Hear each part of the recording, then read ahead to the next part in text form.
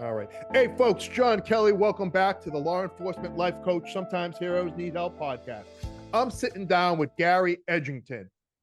Been in the game longer than most of you fuckers have been alive, and he has really, really done some amazing things with his life. You know, when we look back and we think, oh, did I add value? Did I make a difference? Was I part of the solution? You know, fortunately, Gary can answer in the affirmative to all those things. On the job, law enforcement, counterterrorism task force commander, deployed to Iraq in 08 with the troops, worked for the DOD and SOCOM, and the list goes on and on and on. Not to mention, at the end of all that, he authored a novel, Outside the Wire. And it's a culmination of a little bit of fiction and a lot of bit of fact. And we're going to talk about the book. We're going to talk about his life experiences. And what an interesting dude, man. I've met him through a mutual friend, and I know you're going to enjoy this conversation. So without further ado, Gary, brother, man, it's great to see you. Hey, it's great to see you. Thank you very much for this opportunity. I'm very grateful, and I know we're going to have a good time. Oh, No yeah, doubt man. about it. Listen, it's we've already been chatting it up for a little bit, and this is what I love about you. And you know, when I say that, listen, Gary and I don't go way back. You know, we weren't you know, making sand angels over there in the Iraqi desert together. But Gary's one of those guys that people in this thing of ours can immediately identify with, because he's done the job, and he's he's smart enough to know that it's never just been about him, that there's always been a bigger mission and a bigger calling. And so, like, that's what I think endears people to you. That's my, you know, brief Boston I'm limited education assessment. Hey, I am totally humbled by you so far. I mean, really, I don't think of myself as like that, but you know, I have heard by more than one individual who has said, "You've got the craziest background I've ever seen." Blah blah blah blah blah. I'm like, going, well, I never really thought of it that way. I really it's funny, never right? really did. Right, I when never you're in really the middle did. of it, it's just like Yeah. doing shit that you love to do. Exactly, you know, and you know, it's one of those things that it just happens. It's just a progression, you know. It's just one more domino, you know. So yeah, so Very cool. Hey, we yeah. discussed, and you know, I think our past definitely shapes us, right? I think Mm-hmm. that Mm-hmm. to say it doesn't, I think, is naive. Um, Back in September of '79, man, you are a recruit in the I police was academy. That's right. I was 152 pounds of snarling Oh, gristle little and spider muscle. monkey, man. You're a spider monkey. I was a running machine, is what I was. Oh, man. Basically, yeah, I was I got hired on by Manhattan Beach Police Department. I started out as an explorer with Now, Culver this City is out in PD, Cali, correct? out in California, Southern Okay, man. California. I was born and raised in LA. Mom was a homemaker, had one sister. My dad was retired senior chief petty officer from the Coast Guard. Went to work for the LA County Harbor Patrol in 1964, I think. Wow. Went through the Sheriff's Academy at like age 34 or 35. And as I was saying the other day, I never saw the guy ever do a push-up or run or anything. So I bet you they just beat the living Yeah. tar out of him. It must have been awful, but he did it, Not you a know? good time to go through, not in your 30s. No, It's not a good no, not at all. experience in your 20s, never mind in No, your it is 30s. not. It's not one. It's one that you laugh about now, but it wasn't much to laugh about No initially doubt. anyway. Right, So, right. yeah, so my dad and I were pretty close. That's him right there. Awesome. There's a memorial plaque that they put together for him from etched from a photograph. And Very cool. we're very close. I grew up, you know, going on Coast Guard cutter with him and doing all that stuff and everything. And then that's probably what led me down the law enforcement path. And like I said, I was an explorer and then later hired as a cadet at Culver City PD. And then in 79, I got hired by Manhattan Beach Police Department as a police officer and started the academy. And right before I started the academy, right before I started the academy, I met my dad in the evening, and he was working a graveyard shift, and he was working the radio. He was talking to this crazy guy on the radio, and the guy was obviously whacked out of his mind, just a complete whack attack. And my dad was trying to calm him down and all this other stuff. Well, fast forward, that's the guy who killed my father. Holy smokes. So yeah, so let me tell you what happened. So September 30th, 1979, I had worked a patrol shift with my parent agency, which is what the sheriff's department did. One night every week or every other week, you Kind of like worked a with your ride parent along. agency. Yeah, basically, but I'm full uniform, weapon, Sure, the whole thing. Exactly. So you're riding with an FTO, Gotcha. and so with a field training officer. So anyway, I do the ride with him. A lot of drunks. Manhattan Beach was like basically, I mean, if we used to call them, I tell people this. We never really booked much anything below like a 1-2 or a 1-3. I mean, basically, we used to call anything below that a chippy deuce, a highway patrol deuce, because they were called deuces. Anything. Because they would take anything. But obviously, this is in 1979. Things were a little different than back then about DUI and all that stuff. So a lot of drunks in Manhattan Beach. Absolutely tons and tons of drunks. So you're always dealing with drunks all the time. So I had one of those, got Froggy with me and all that stuff. And then that morning, September 30th, I had breakfast with my dad right before he went to work. We talked about that. We talked about a police shooting that was in the news all over the place, the Eula Love shooting. LAPD officers engaged a woman who they were investigating for assault with a deadly weapon on a gas company employee. She threw a butcher knife at them, and they shot her and killed her. And of course, the LA Times, being the LA Times, said that they were there to collect on a gas company bill, which of course is utter crap. What they were there to do is investigate a felony, which was assault with a deadly weapon, hitting a gas company employee in the head with a shovel, which you could almost make the argument it's attempt murder. Yeah. But that's another story. So then, so we talked about that. And then I go to sleep. I wake up about 11:30, and I'm in the kitchen. The phone rings, and they say, "Hey," a sergeant there says, "Hey, Gary, your dad's been hurt.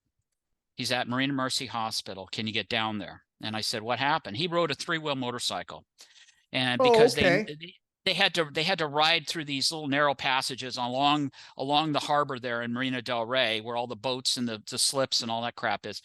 And he said, and I said, "Did he flip it and flip the motorcycle?" And he said, no, just come down. Right. So I come down, and I'm greeted at the ER, back door of the ER. And this place is maybe 5-minute drive from my house, for our house. I was living at home at the time. Yeah. And an LAPD beach patrol officer standing there, and and I identify myself, and he says, "Gary," he says, he was waiting for me. He says, "Gary," he says, "your dad's gone." And he says, the guy stabbed him, but your dad shot him, and his round killed him. And that's not true, but it was something meant to salve the pain. Sure. And I went in the ER room, and I'll never forget this as long as I live. There was, one of those, when there's a gurney and they draw a curtain around it. Yes, well, there was a gurney. Yeah. And there were like 4 towels folded neatly, like nurses do, very neatly.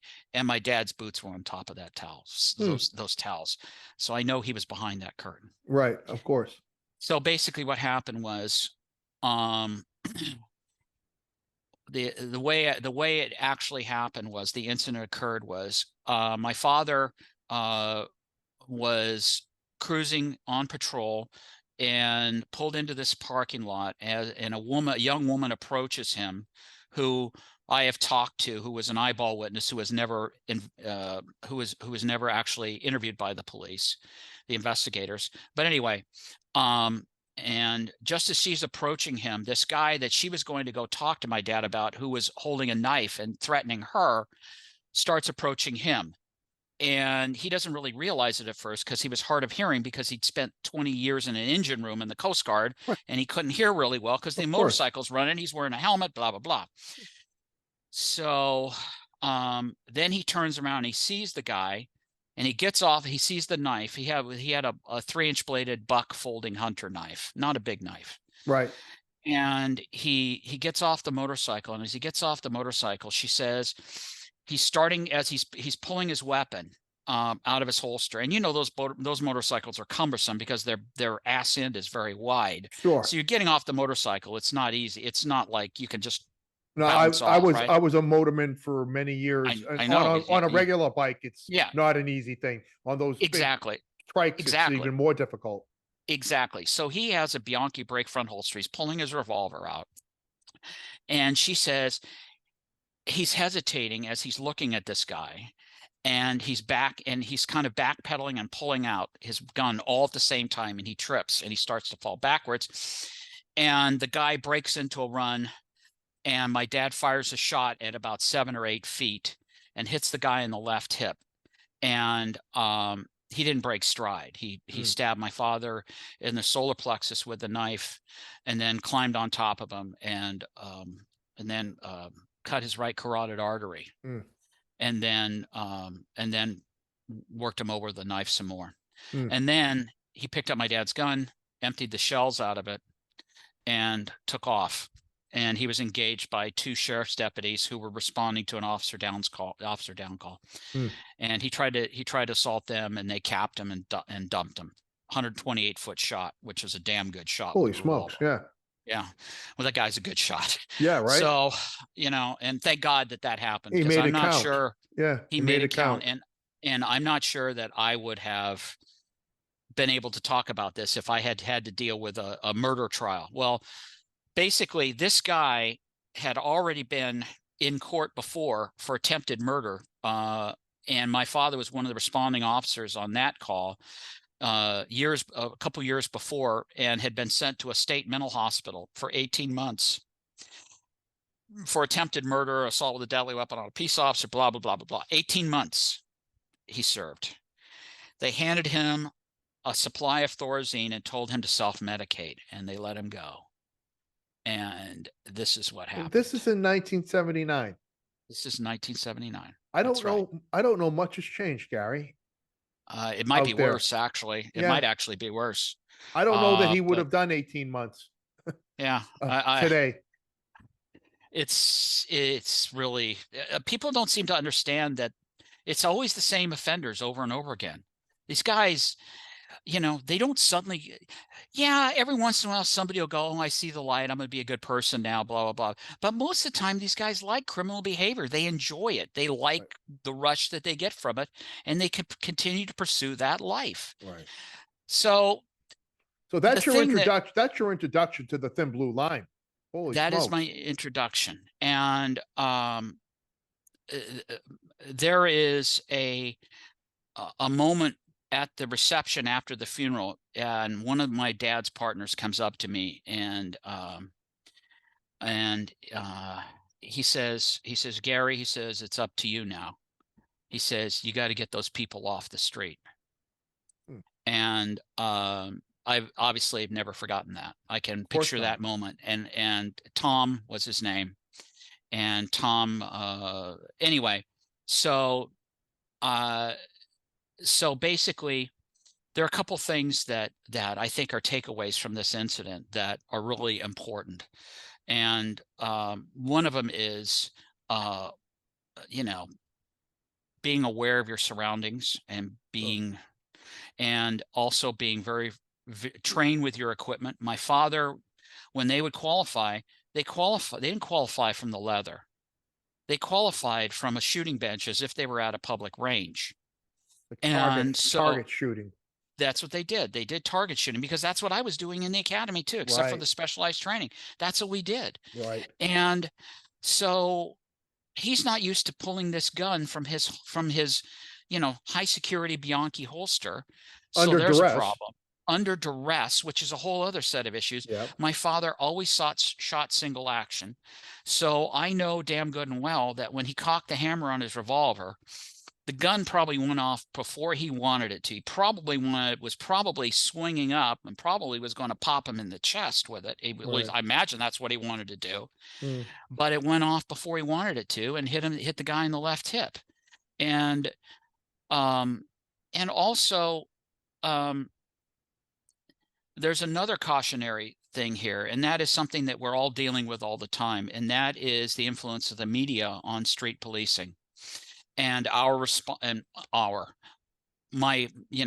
current police officers' Sure. response to critical incidents and how that affects their response, and potentially how that can jeopardize their lives and the lives of the public as well, which people don't realize, Sure. because police officers are afraid to take decisive action because of legal consequences.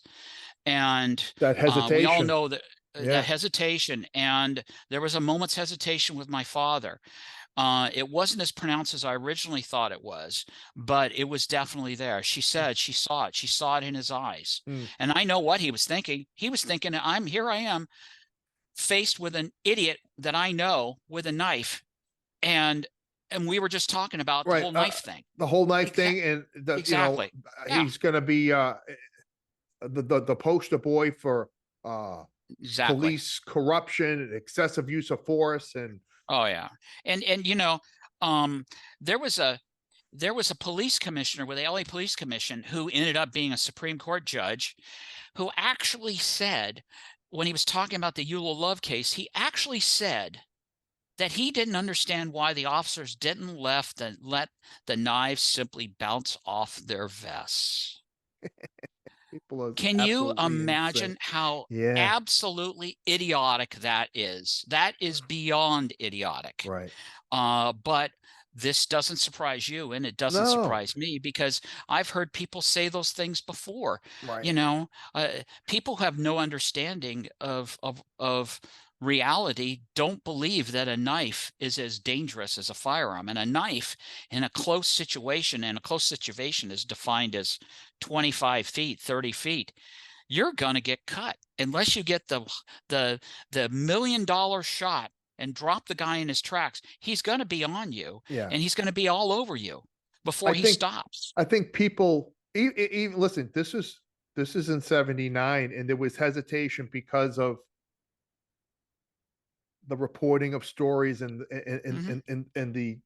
the push to kind of villainize Right. any law enforcement officer's attempt to either restore peace or defend themselves. I haven't. I just exited this thing in 2020, and so hesitation is alive and well. Guys like to talk.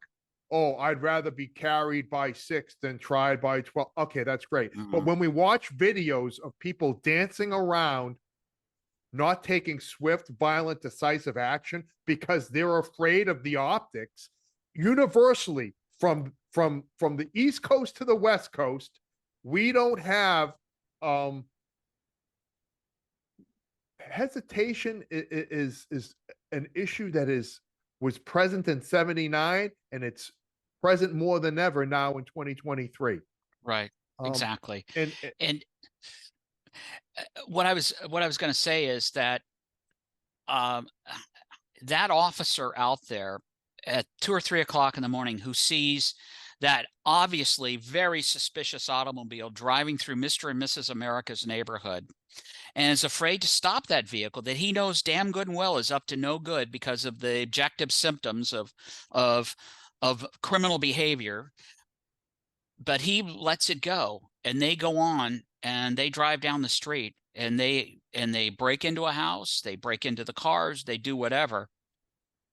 That is something that the American public needs to recognize. This is a real issue. This is a real problem. And there's a direct correlation between the rise in crime and the failure of the DAs to do their job, the failure of the incarceration, the quote unquote rehabilitation system to sure, do their job, and the failure and the failure of training and officers' motivation.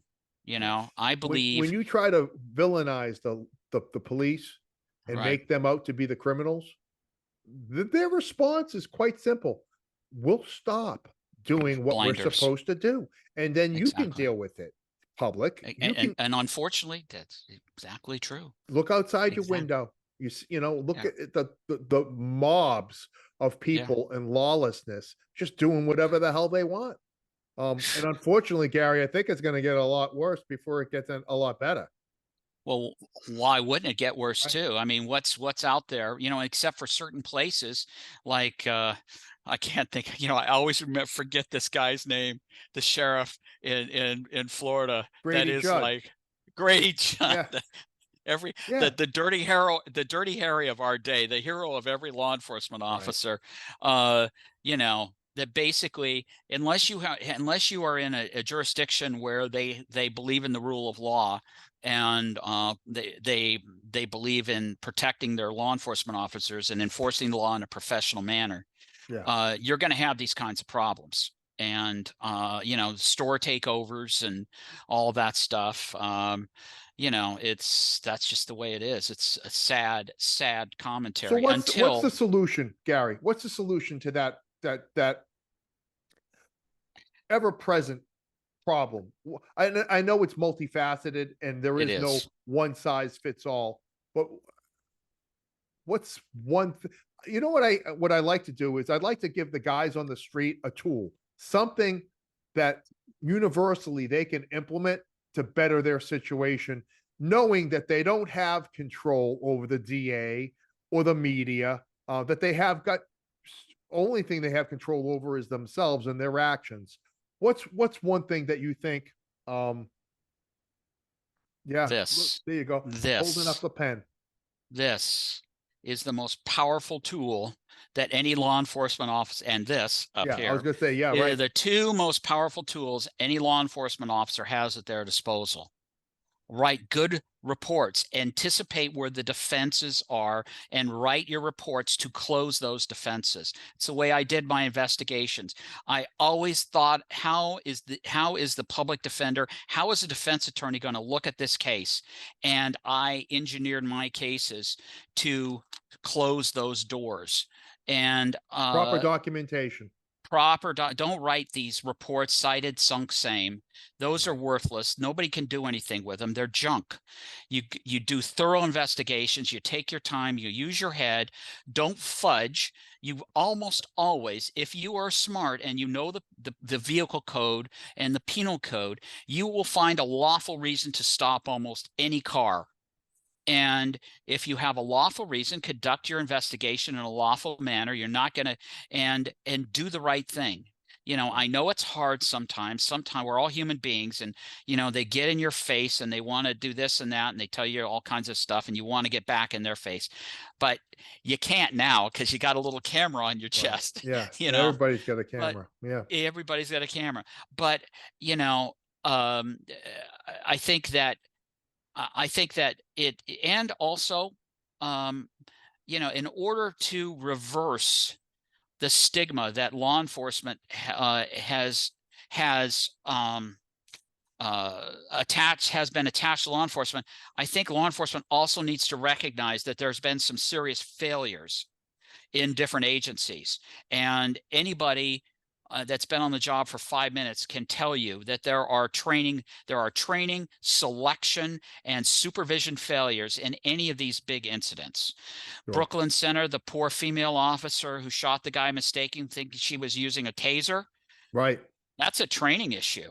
She Sure. should have been practicing. I bet they probably didn't practice and shoot and do all the things that you should be doing to familiarize yourself with your equipment, so you know exactly where everything is, and you can't make that mistake. That's impossible to And make you that need that mistake in a stress, stress. whether it's the military or our police Right. department, that stress inoculation. You Exactly. got to get you people. You got to be used to performing under duress. Exactly. And the incident with, oh my God, his name escapes me, the guy who died in Minneapolis. Okay, gosh, I'm sorry, I can't You're remember talking his about name. Floyd. That's yeah, Floyd. That officer, where are the supervisors? Yeah.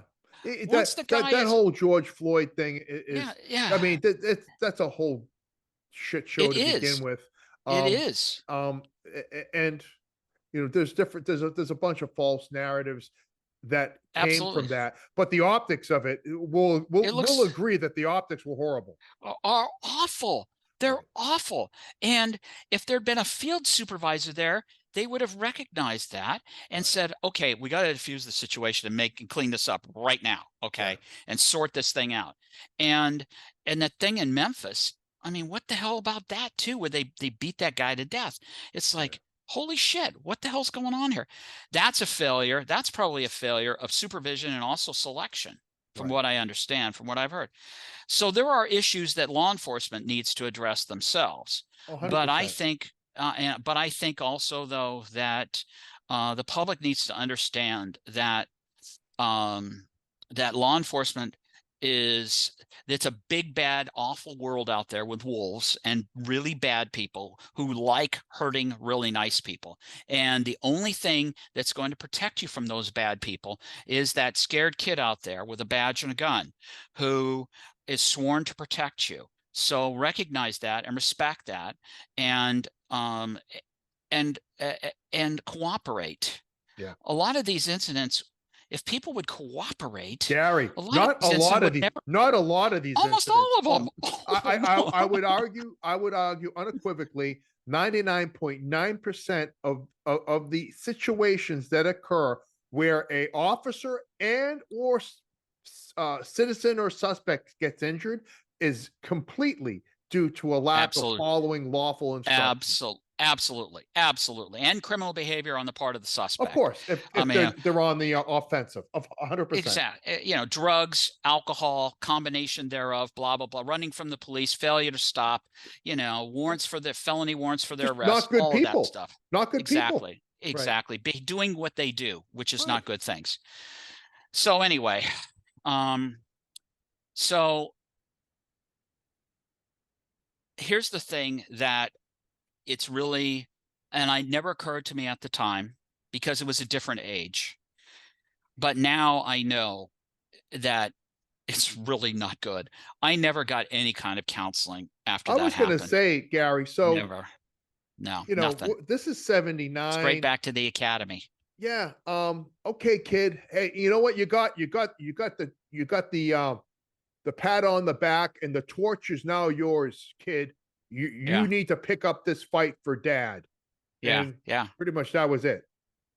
That was pretty much it. I mean, there was no uh there was no offer of any kind of counseling or, not even really grief counseling. When I went to go pick out the coffin with my mom at the funeral home a couple days after the incident, and I hadn't cried. Nobody, in fact, my mom was talking to me about it, and the other day, because she happened to see the TV show thing that I was on, Right. and she said, "I never knew why you cried until you told me about that. Until you explained that sheriff sergeant said, Gary, you can't." I started to cry because I looked at the box and I'm going, "They're going to put my father in a box," Right. Yeah.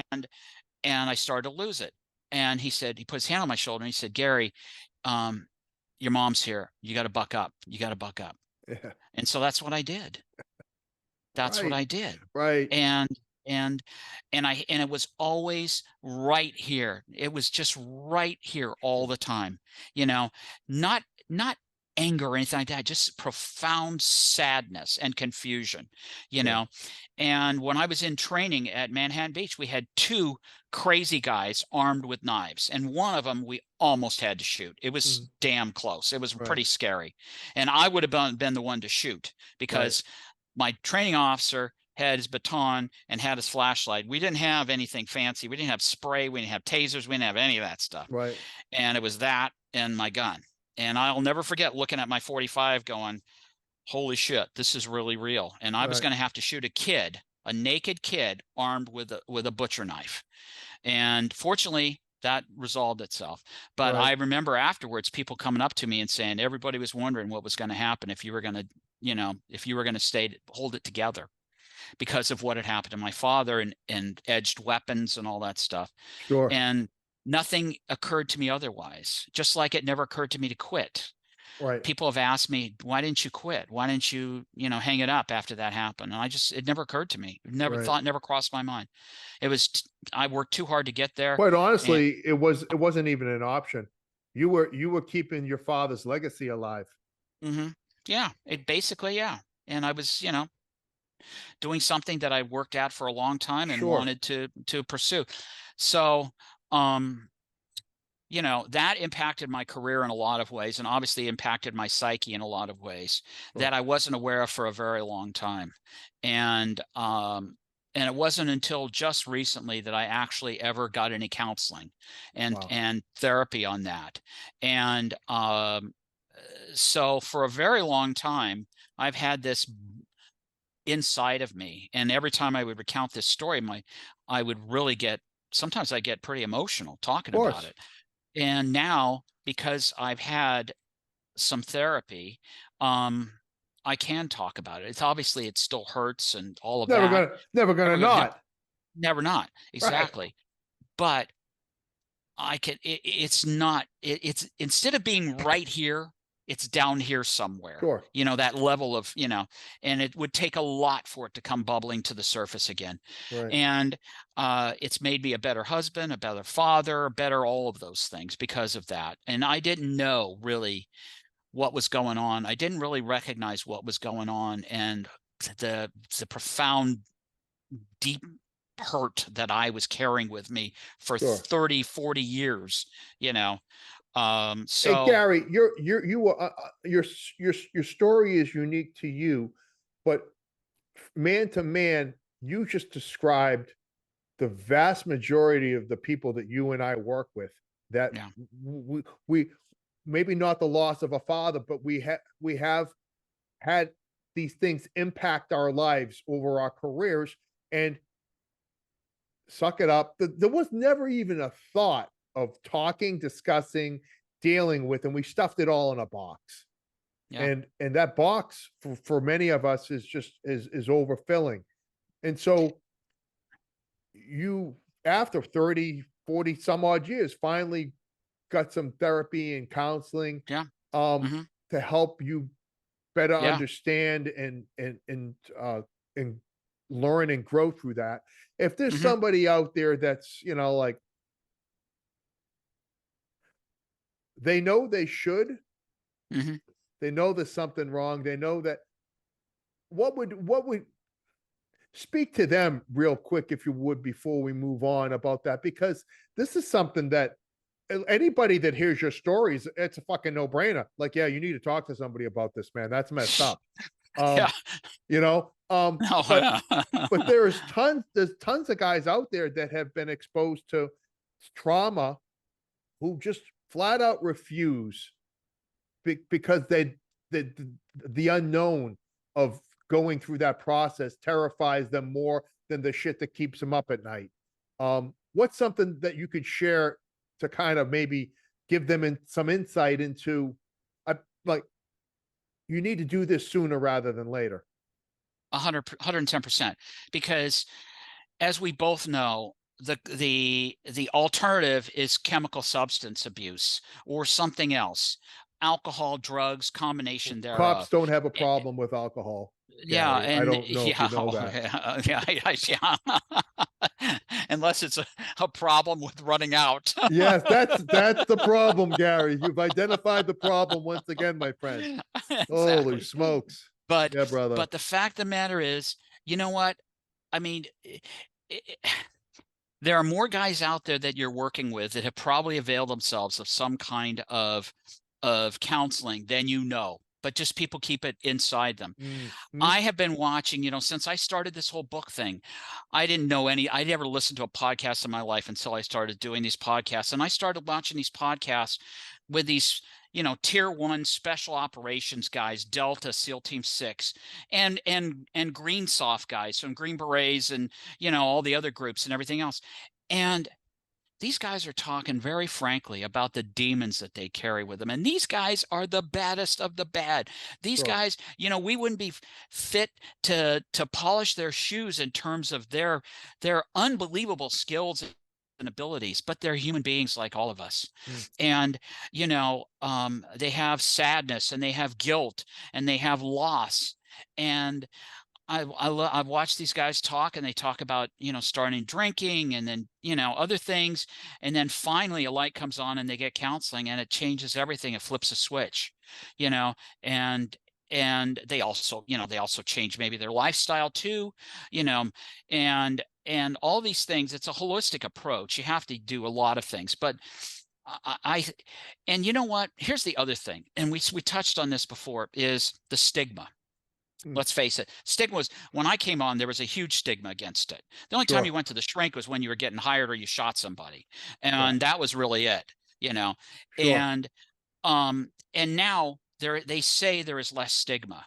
But, if you were afraid that if you go to a shrink and report it to the department that it's going to cause adverse action against you in some way or another, then don't report it. Go anyway.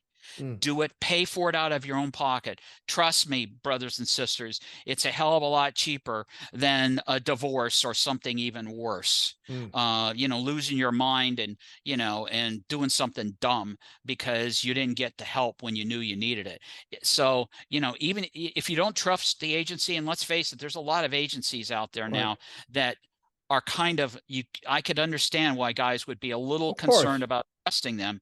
Sure. I would do it on the down low. There Just do it. are the resources out there are Absolutely. vast. Absolutely. You don't need to go through your agency to get help. Absolutely. And they will work with you too.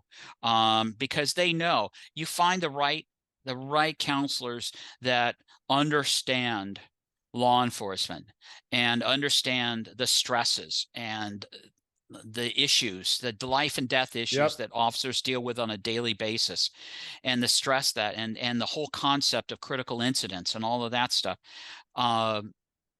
Then you will probably get help, and it will be, I'll tell you something. You were talking about suicides, and it reminded me of something that I hadn't thought about in a while.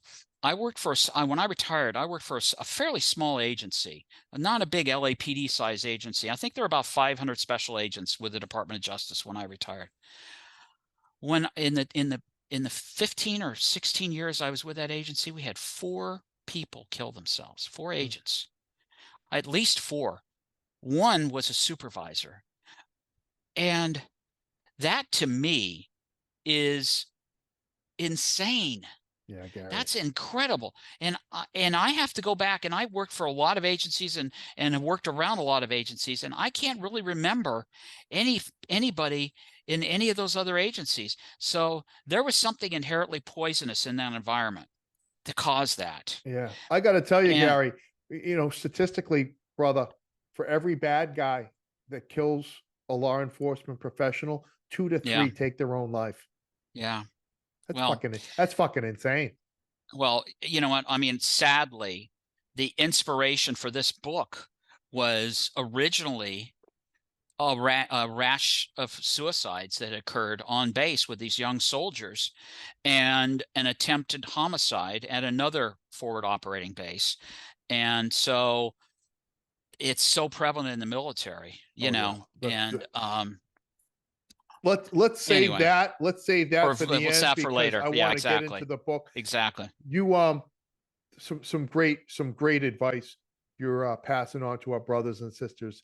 I want to talk. I've always been really interested about the behind the scenes efforts of our heroes that thwart terroristic activities, and that it's not super glamorous because you never, if the event doesn't take place, Exactly.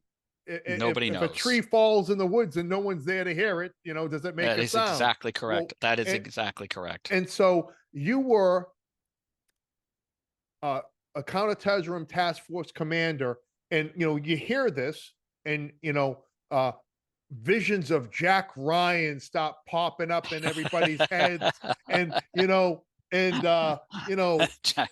right, yeah. something out of a Tom Clancy novel, right? Right, And right. but if you could share with the list, what does that mean? I know it sound I'm sounding like a 3-year-old here. Like, tell me what you do, No, but no. like I know what a SWAT operator does. I know what a canine handler does. I know what a detective investigating burglary crimes does. I don't know what a counterterrorism task force commander does. And it sounds really important. And I should probably know more. Well, there's a lot to unpack there. I'll tell you a funny Yeah, story. So I'm at dinner one night with a very, very a big deal TV producer, writer, really nice guy. Our kids went to school together, and he was the creator of 24 along with another person. Do you remember the show 24, of right? course, of course. So he says to me, he says, you work terrorism? I said, yeah, I work on the Joint Terrorism Task Force. And he says, what's that? You knucklehead, you have the damn Because, well, show. Right. because he creates his own show. And I told, because I'm a writer now too, I understand that knowing too much can be an impediment to creativity. So you have Sure. to be careful. Of course. And that's his style. But he really, I mean, he tries to get a lot of things right. But I mean, nevertheless, it was funny that he said that. The Joint Terrorism Task Force goes back to the 80s, and I think it got started up in New York, and it's sponsored by the FBI, who basically has primary jurisdiction for acts of terror against the United States. And it is a joint task force involving ideally obviously FBI agents, and then you'll have a alphabet soup of other agencies, Department of State, um, other agencies, Gotcha. Alphabet um, soup. alphabet soup, military investigators, NCIS, Army, CID, immigration and customs, whatever they're called, Customs and Border, shit, I don't know what the hell they're Sure. called now, but CBP. I Sure. do, but Yep. yeah, Of exactly. course. And all ATF, all these different guys. And the idea is that all these different disciplines coalesce together and work together as one unit, including local law enforcement, state and local law enforcement, to more effectively combat terrorism domestically and or overseas too, because obviously they're dealing with cases overseas and targets overseas. So that's really kind of what it is. And there are now joint terrorism task forces. I had people embedded in 8 JTTFs in California alone. So there's a buttload of them throughout the country. Okay. And they everything in theory should go funnel through them. I was going to say, is there Because one clearinghouse? yes, kind of, yes. The National Counterterrorism Center, and the DNI, the Director of National Intelligence, under the Director of National Intelligence, I think is kind of like the big clearinghouse. But the problem is always with counterterrorism is, especially in the post 9/11 world, immediately following 9/11, is you're so inundated with leads that it's very difficult to separate the wheat from the chaff, and you need intelligence analysts to comb through all of that information, to comb through the information taken in FISA warrants, where there's surveillances and intercepting mail and, computer traffic and all that stuff. It takes intelligence analysts to go through all that stuff and make sense of it, because you got to have that person who can build that link chart, do link analysis, and show the relationships and the phone numbers and the cars and the safe houses and all of that shit, so the investigators can make sense of it. And the targeting, if you're working in an intelligence world, the targeting people can figure out who are the next people we're going to target to exploit for intelligence collection. Sounds So like it's the analysts are really the key to this. they're a huge Initially. part of it. They're Yeah. the unsung heroes. The Really. one thing that was really amazing, that I thought was so cool about Zero Dark 30 was it focused on the analysts, not the case officers. And it was the analyst who was the one who did all the grunt work and picked up those little pieces and put them together and was able to funnel and make the fight to funnel that attention to that one compound in Pakistan. Correct. where the Huh. National Military Academy was, but that's a whole other issue. Nobody had a night. Nobody No, had an idea of no, but oh who their God, no. neighbor How was. would they know? God, no. Oh my A big goodness. house with nobody walks in and out of. Oh, anyway, so yeah, so um, it's a A lot of great moving thing. parts, Gary. A lot of moving It is. parts. And I first came onto the Joint Terrorism Task Force in 1999, and it was a completely different environment than it was when I left. It was in the pre 9/11 world in 1999. Mm-hmm. And in 1999, there was a thing called the Wall. And basically, the Wall was intelligence and criminal really don't pollinate, they don't cross pollinate. The intelligence guys, the information they collect cannot end up on the criminal side because that's going to contaminate the criminal investigation. Well, when they did away with that, that's when things started happening in a much more cohesive manner.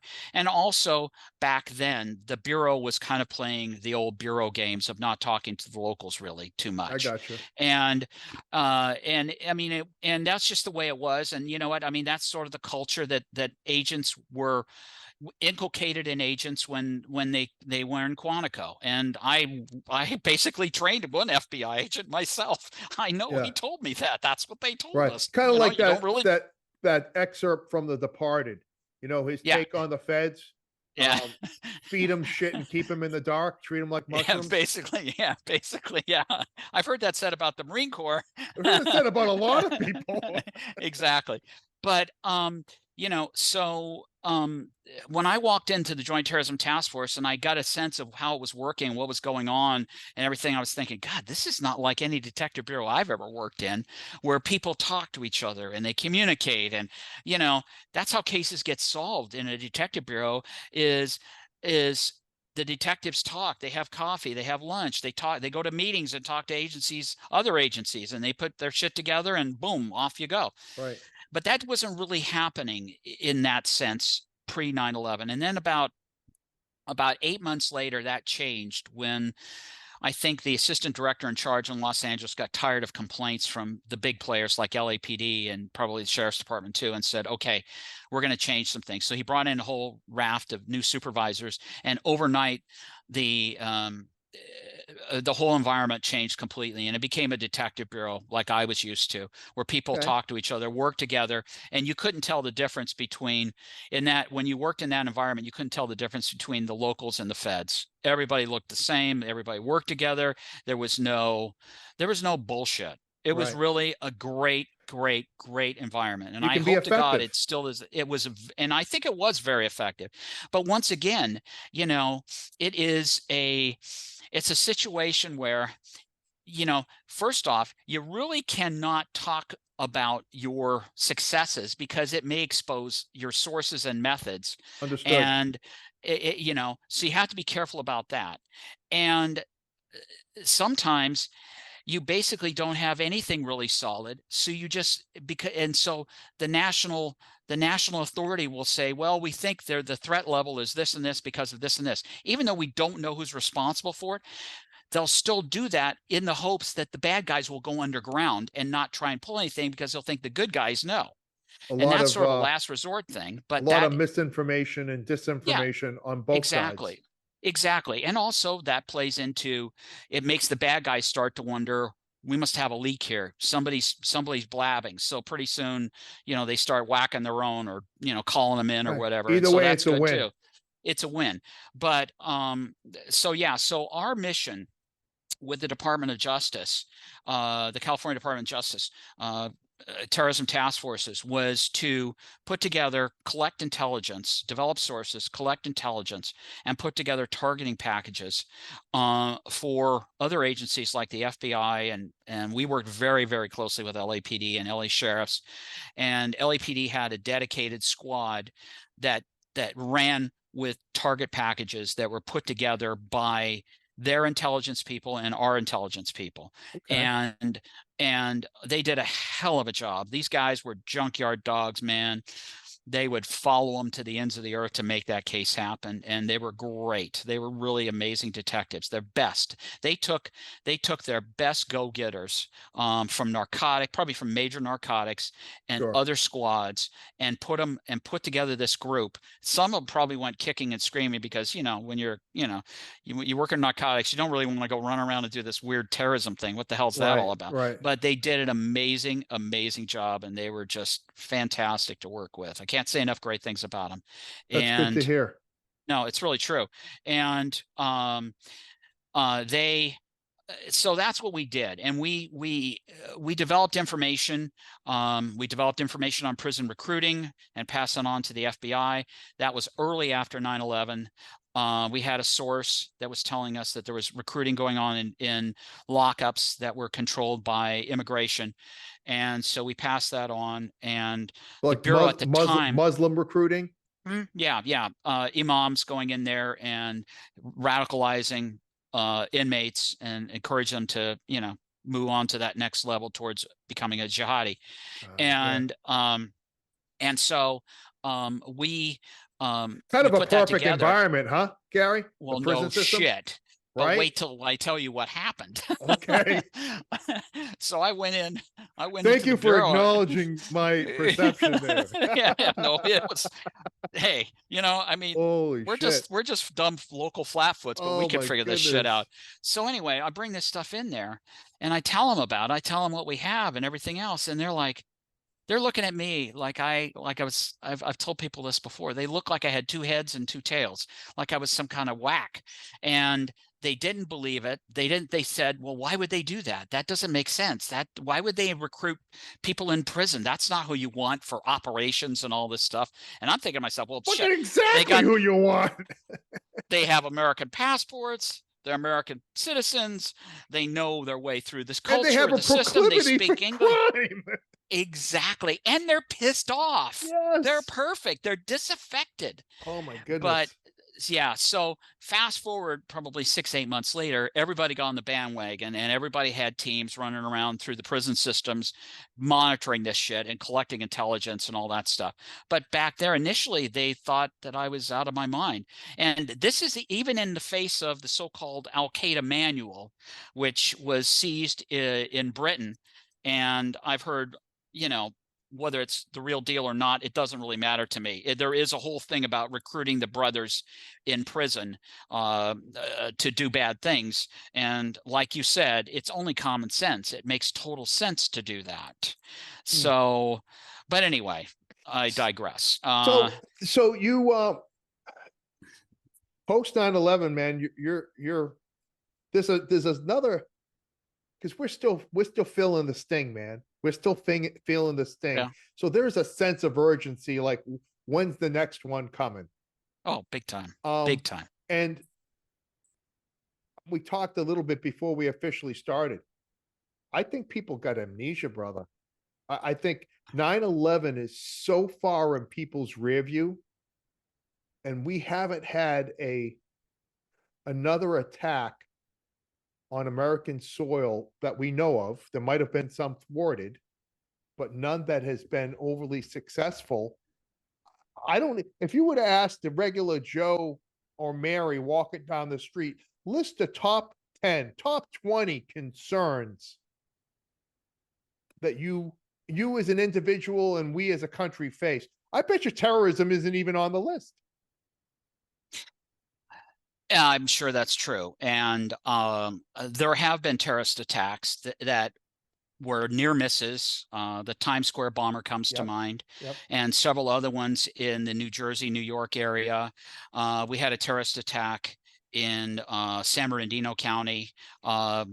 And there was probably some kind of lone wolf jihadi attack in Fargo, North Dakota last month that killed 2 officers and wounded another. That individual was a Syrian national who had immigrated seeking asylum, and he had explosives, he had bomb-making materials, and he'd been doing all kinds of internet research. He, depending on who you listen to, his name popped up in a Guardian report. Guardian is a intelligence, dissemination, collection and dissemination organism in the post 9/11 world. I don't know a great deal about it because it Right. kind of sort of happened. But I mean, he was a bad guy, and he clearly was a cut above your bad guys. And his MO followed exactly what the MO was in San Bernardino, in that, except that, I mean, he was armed with automatic weapons, or semi-automatic weapons, and he had a lot of ammunition. He had explosives and all this stuff. The same thing happened in San Bernardino. They had converted automatic weapons. They had homemade hand grenades. They had all kinds of stuff. It was a man and a woman. They went into they worked for either the county or the state, I think the county, and they went into a Christmas party and lit them all up. And then the chase was on, and it was a major gun battle and pretty dramatic. But there have been a lot of near misses. Yeah. And I'm not convinced there haven't. Well, I think Fort Hood was a terrorist attack. And I think most people would, Right. Of based course. on his his communications and what he did and how he did it and everything else. I think that was a lone jihadi attack, and there probably have been some others that have happened that we may not know about for Right. whatever reason. Either they don't know for sure because the information was never fully developed, or they do and they don't want to share that information for Gary, fear of the impact. is there a cycle to terrorist attacks on the scale of 9/11? I mean, that took how long did that take to plan? That was not done overnight. Years. It took a couple of years to put it together, but because you had to train up people to learn how to fly, and you had to build up, but it was, and you had to kind of figure out what was going to take to drop those buildings. But you got to remember the first World Trade Center bombing, only Ramzi Youssef's device he was upset that it wasn't big enough. He didn't have enough money to make a big enough bomb, and they parked it in the wrong spot. If they'd parked it in the right spot, if they hit my understanding is if they The had put it underground against the parking right garage. in that garage, it would have dropped one building into the other. And can you imagine the carnage Oh my if goodness. that had happened? Right. And I think that was what his aim was. And the other thing that he did was he also created this bomb that was smuggled, that you could smuggle on board an aircraft. And he kind of figured out that the best place to put this bomb is under the seat, under the wing roots where the wings are, because there's a bunch of wiring, fuel lines, blah, blah, blah, blah, blah. All this stuff is there. And he did some dry runs with that. And in one instance, he had a bomb planted under the seat, and a Japanese national had his legs blown off. And that was a dry run. And fortunately, he was arrested by actually a friend of mine, a dear friend of mine, who I'm going to have lunch with tomorrow. Nice. Um, Tell him thank and you. some other guys. Yeah, I will. I'll tell him he came up. Good old Appreciate it. Greg. Appreciate it, But brother. anyway, yeah. But here's the thing. I think, and I'm talking out my ass here because I haven't been in the world. I haven't read intelligence reporting about this stuff in a long time. But I have to say that it seems to me that these guys, this is a war that's been going on since about 6-something AD. Okay, it's going on a long time. The war between Islam and the West has been going on a very, very long time, and there have been a lot of pivotal events in that time frame that people don't even realize happened, like the conquering of Spain. In 1680 something, a Muslim army was laid siege to Vienna, Austria, and on, I think it was 9/11, 1680 something, the siege was lifted. And people don't realize that. The Battle of Tours in France was defeated a Muslim army that was on its way to conquer France. Now think about all those people don't realize there's all this history that this happened. They just think, well, the Crusaders went over there and they were just trying to kick ass and everything else. The Crusades were actually a war to protect the West from encroaching Muslim armies who were having pretty successful time of it. So that mentality hasn't gone anywhere. It's still there. There are still segments of the population that still buy into that. Thank God most don't. But there are still segments, the Islamists, that still do. And they, you know, their aims and their patience knows no bounds. Mm, And, you know, this is a world where 100 years is 30 seconds. You know, I mean, it doesn't matter. They're still pissed off about shit that happened 300 years ago. right. So, you know, so unfortunately, I think it's coming again, and I think it's going to be bigger than 9/11 because it kind of has to be. Mm. And there's been enough time, and they learned enough lessons to um uh, to realize what works and what doesn't work. And enough time has Unfortunately, gone by for the right, steadfastness of the right. American people to have waned. I'm telling you, in California, it was gone in 2008. Um, I was fighting for, I was fighting to keep the task force alive in 2007 and 2008, doing speeches and meetings and blah, blah, blah, blah, blah, trying to keep the counterterrorism task force alive, you know, just a few years after 9/11. I mean, So, do we really need this task force? I mean, how much is yeah, it costing us, Gary? I mean, we yeah. haven't had fucking A, man. Like, I, please. I always tell people you pay now or you pay later, and you will Yeah. pay. You Yeah. will pay later. And And that's just the way it goes. you But that's human nature. Humans are isn't like it that. is. It is, It's but history does repeat itself. it And totally does. and you're obviously a student of history. I am, And sadly. no, no, no, because listen, if it's predictable, it's preventable. We say that Yeah, in a lot of in reference to a lot of different things, uh, it's true. in fighting terrorism and in self-care. Yeah, If we know what we're up against, we know how to defeat it. that's With right. that being said, do you have time to continue this? Because I'm thoroughly enjoying this conversation. Absolutely. Hey, I got Bring nothing us. else going on. Oh, good. All Words, music to my ears. So right. 2008, man, Yeah, 2008, yeah. you get Sandy. You I get get sandy. Sandy. I didn't get wet, but I got No, you didn't sandy. get wet. You got I Sandy. get, So there wasn't a lot of water 2008. there. No, you deployed to Iraq, Yeah, attached to the U.S. Army. that's Um, correct. what can you tell us about that, Gary? And I know that that was, as you had indicated a little bit before, kind of the catalyst, maybe if you will, for Outside the Wire. So Yes, it was. could you Absolutely. walk us through 2008 and how that brings us to Outside the Wire? That would be great. Well, in 2008, I was 2000, late 2007, 2008. I was looking for the next stage, a retirement gig, so that I could double dip, right? Okay. And collect my retirement, which I could, and do something else. And I wanted to stay in counterterrorism because it's something I really love. I think I believe in it. I think it's super important. And um, and then this opportunity came up, and so I got hired and went to training for, I think it was a week, very long week. Maybe it was two Yeah. weeks. I don't even remember now, in Virginia. And then went to, and I'd never been in the service. My dad obviously had been, but I had Sure. never been in the service. So, so then went for a week at Fort Benning for uh, uh, processing for deployment, pre-deployment processing. And that was interesting. That was my first indoctrination into the world of big army, and it was not pretty.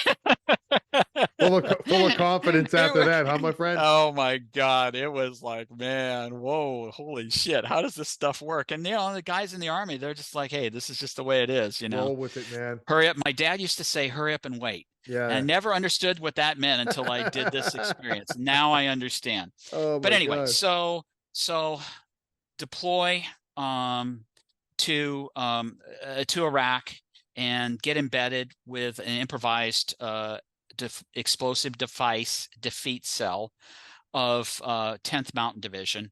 And I was in a position where I was kind of supervising other individuals, such as myself, law enforcement people that had separated or retired, who were embedded with other units throughout our area of responsibility, the 10th Mountain Division's area of responsibility, which was Multinational Division Center, MNDCC.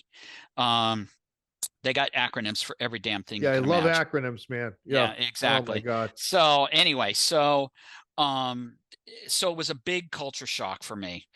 Huge culture shock. Just about any aspect of life when you are embedded with the military and you're 50 something years old and you're in a foreign country and you're living in a tent I spent the first month living in a transient tent. And that means I never got any sleep because people were coming in and out all the time. And it was miserable, absolutely miserable. And, you know, the Army, when you're at the headquarters level, it's different. They call it guarding the flagpole. It's completely different than if you were in an operational unit in the field.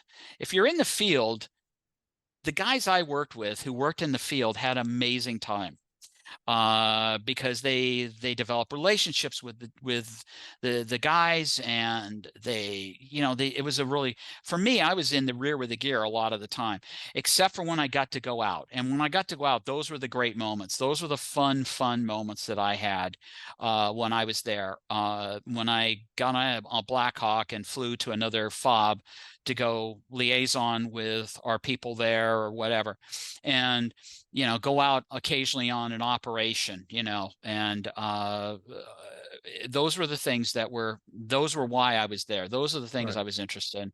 And I was able to, while I was there, one of the things that the Army was faced with when they in that time frame is they now do the status of forces agreement. They had to work within the framework of the Iraqi criminal justice system. And so that means collecting evidence and witnesses' statements and blah, blah, blah, blah, blah, all the stuff that civilian law enforcement deals with on a daily basis. They now had to train their people to do and think in those terms, which, of course, when you're the Army and you've been training to fight the Russians in Eastern Europe, tank to tank, and now you have to play cops and robbers, Adam 12. That's a big adjustment. Big shift. Yeah. You go from blowing the shit out of a building to going in there and collecting evidence with tweezers and plastic bags like a criminalist would do. That's like, Yeah. so what I had to do was come up with, like, one of the things that we did was came up with a processing sniper scenes protocol and treating it like a shooting scene, and collecting the evidence. When you figured out where the sniper hide was, you go in there and you collect all the evidence, all the shit that's on the ground, the wrappers, the bottles, the cigarettes, whatever. It could all have DNA, the empty shell casings, whatever is there, and treat it like a crime scene. And also, the other thing that we did that would be a traditional law enforcement thing would be the asset forfeiture. Money is the mother's milk of crime and politics, which usually they kind of transect anyway, but that's a whole other story. Yeah. And A little if bit. you take money out of the hands of the bad guys, then they can't finance the bombing operations. So, because these operations actually kind of have budgets in a way. There's a whole level of people. You got your financier, you got the guy who's the shot caller, you got the guy who makes the bomb, who's one of the most highly paid persons in the thing. You got the people who conduct the targeting reconnaissance research, and then you got the bomb in placers who are the low level fruit. And all those people have to get paid. Not to mention you have to assemble the raw materials to make the bomb.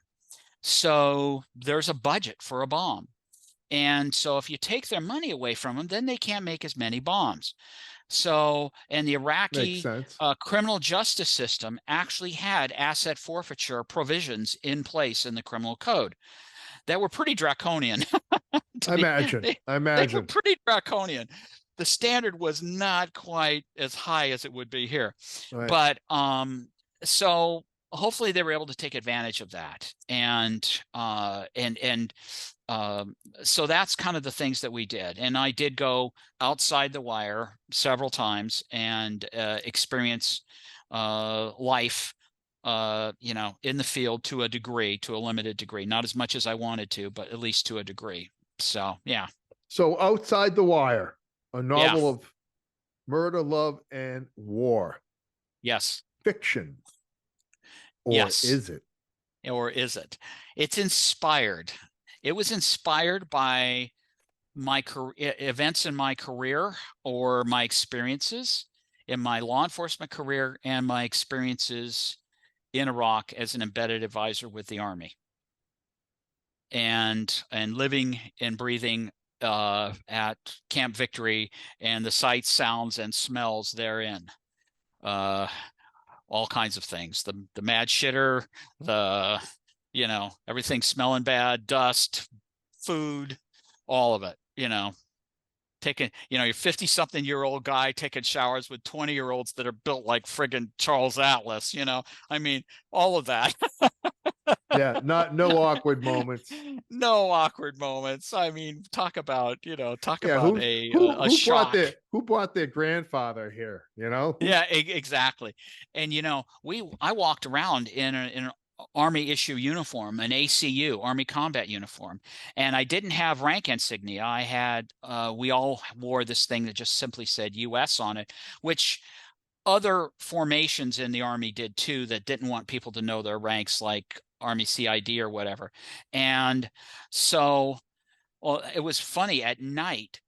You'd be walking along, and these young soldiers would be saluting me, and I'm not supposed to salute them, and they're not really supposed to salute Right, me, right, right. but they would anyway. And I remember my old man telling me that the order of the day was, if it doesn't move, paint it, and if it does move, salute it.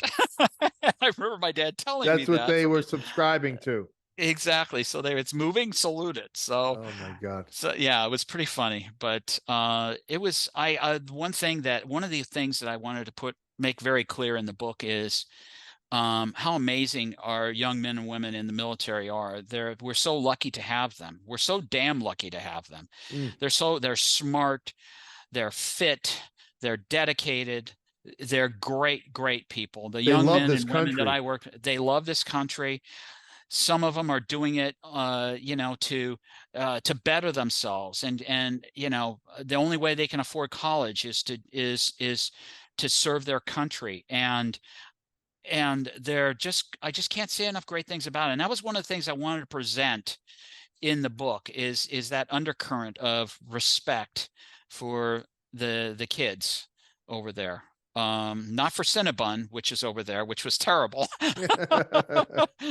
No, I not so actually had a much. line about Cinnabon in the book, about these young fit soldiers who are like, and then they eat this crap, the Cinnabon, which is good, but it's not health food.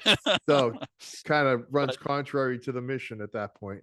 yeah, kind of, but yeah, so that's kind of, and so, and suicide was a catalyst for the book, because I'm there. I've done a little writing in the past, but this is the biggest adventure I've taken in writing. And I started thinking, I'd heard that day in the chow hall that there'd been another suicide on base, and I thought, my God, that's like 3.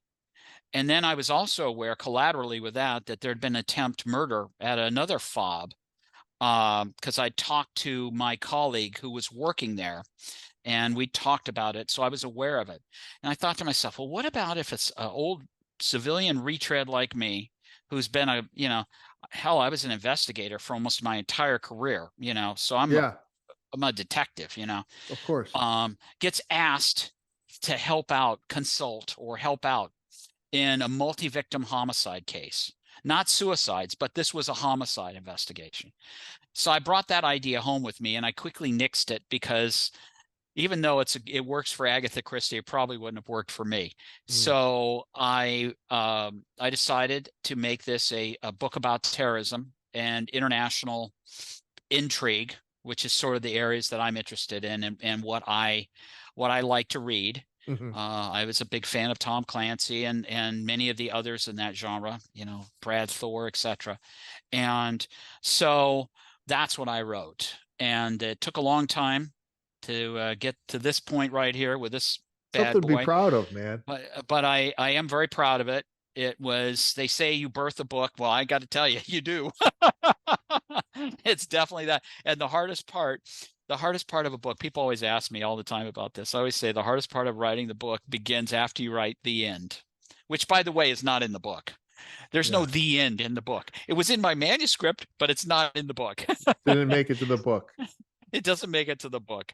But the hardest part is besides, once you get an agent and a publisher, which is so damn hard, it's ridiculous. See, I did my end around to that was to self-publish. That was my end around. You know what? And there are many times when I think I probably should have done that, but because the more people I talk to that have done that, the more I think, well, maybe it's not as mysterious as I thought it was. So anyway, well, then you know that promotion is the hardest part of this process. It's Never so ending. hard. It's never ending. Exactly. And I had to educate myself, and I'm still an absolute bonehead with social media and posting all this crap all the time, even though I don't really like crowing about this stuff. I have to. I'm forced to. You're not. Listen, it's your work, and the only way to get it in the hands and the eyes of people is to let them know about it. Yeah. It's not being braggadocious. It's just like, hey, this is something that I did. I think you'll find it entertaining and enjoyable, and I think you'll walk away with something. And and hopefully they do. That's been the feedback I've received from it, and it was so positive and so loud that I started writing a second one, a sequel to the first one, with bringing back Rick and Nancy and some of the other characters that appear in the third act of the book. And because so many people said, hey, we want more. We like this character. We like these characters. We want more. So I thought, well, shit, they want more. I might as well give her another whirl. So why not? I mean, exactly. Listen, that's awesome. That's awesome. So I am into the manuscript, the first draft of the manuscript now of the second book. Excellent. So it won't be very little of it will take place overseas. Most of it will be LA centric this time. Okay. All right. But nice twist on it. Hey, Gary, I'm going to put all that information in the show notes. Sure. Links to your book, and to follow you on all those social media platforms that you so energetic and amped up about being on. Exactly. And but what I wanted to ask, well, I got one more ask of you, is that, you know, obviously this is a very law enforcement heavy listenership, and without, you know, if you could, it's going to be quite the task to sum up some words that you could leave them. They're either on their way home, man, or they're going in, and they've been listening to us go back and forth. If you could speak directly to the young men and women, or even some of the guys that have been around the block a couple times, like yourself and I, if you could speak to them directly and leave them with something, what would that be? Right. Oh my God, there's so many things, and some of them are trite, but they're real. You go home at the end of the shift. If you think you need help, if there's a part of you that thinks you need help, then you need help, and get it regardless of what you think the outcome is, because it's your life and it's your family's life. And the alternatives almost always are bad, whether it's alcohol, drugs, suicide, or criminal behavior. They don't end well. I worked internal affairs. I know it doesn't end well. And so, you know, and do the right thing, you know, because don't make yourself an easy target. Use your head, use your pen, use your head. Don't make yourself an easy target. Be ready when the shit flies. Be prepared, but, you know, but be smart. Don't look for it, but be ready when it happens. Ladies and gentlemen, Gary Edgington, brother, thank you for your time today. I've thoroughly enjoyed our conversation. Thank you. I'm looking forward to our next one. Thank you, man. I just can't tell you how much I enjoy talking to you. It was great. Absolutely great. Thank you. My pleasure, brother. All right. And that is that, Gary. Hey. One of the guys that work for FEMA Swim